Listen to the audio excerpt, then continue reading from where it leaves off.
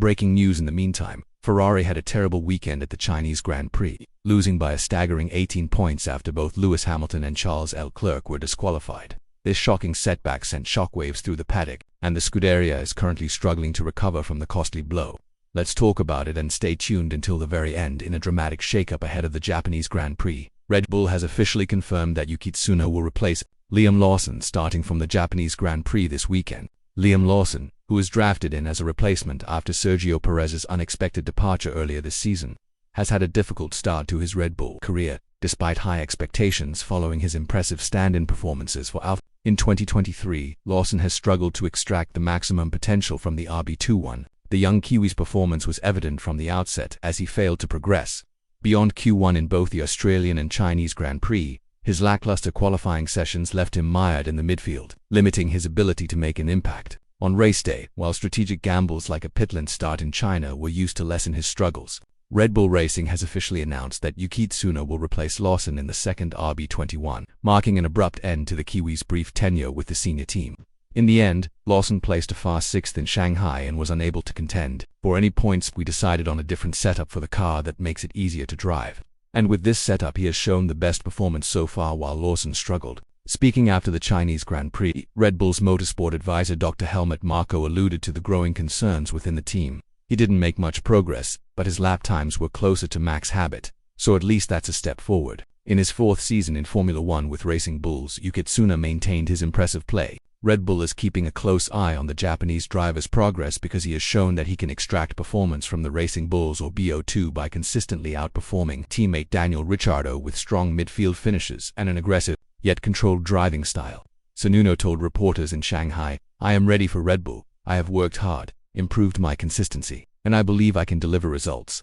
He made no secret of his desire to join the senior team. When asked if the team had thought about giving Lawson more time to adjust, given the infamously steep learning curve of the RB21, Red Bull team principal Christian left little room for doubt. His promotion is not only a recognition of his strong form but also a calculated move by Red Bull, as Suzuka is his home race and a prime opportunity to rally Japanese fan support. Liam is aware that he is a fighter, but if we want to compete for the Constructors' Championship, we need both cars to deliver. Marko, in the meantime, stayed cool about the decision before the official announcement, but his remarks after China suggested that changes were coming. "We are considering all of our options.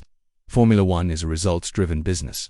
Red Bull is lagging behind a resurgent Ferrari in the constructor rankings, therefore we need both cars to be competitive.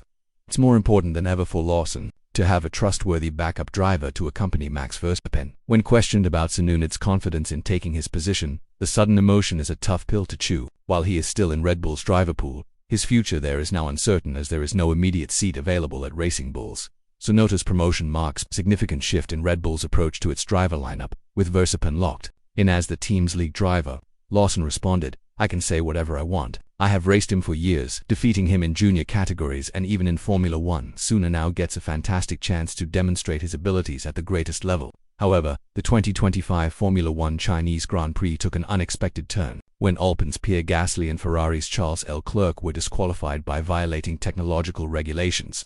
After both drivers' vehicles were determined to be under the minimum weight limit, the shocking decision was made.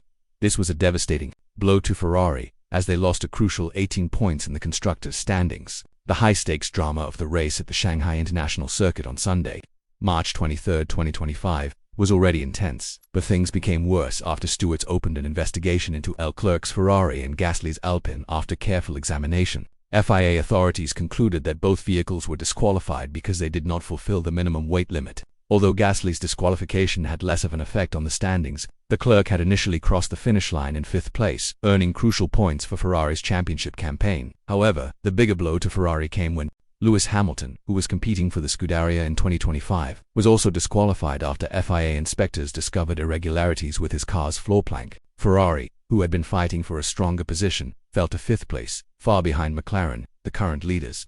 This decision sent shockwaves through the paddock, drastically changing the Constructors' Championship landscape. The team is under tremendous pressure as the season goes on. According to FIA's technical delegate Joe Bauer, post-race inspections showed that Leclerc's Ferrari weighed 799 kilograms, 1 kilogram less than the required minimum. When the car returned to the pits, its initial weight was 800 kilograms, but after the required fuel drain, it fell below the legal threshold, resulting in an automatic disqualification. A similar problem was found with Gasly's Alpine, which also fell below the weight limit. In Hamilton's case, the FIA's investigation found that the floor plank on his car measured between 8.5 and 8.6 millimeters in thickness, failing to meet the required 9 millimeters minimum. The wear on the plank suggested excessive contact with the track surface, potentially giving an aerodynamic advantage. Consequently, this significant loss overshadowed Hamilton's triumph in the sprint race earlier in the weekend. Ferrari is in a precarious position and will have to regroup before the next round, with rivals like Red Bull and McLaren taking advantage of their misfortune.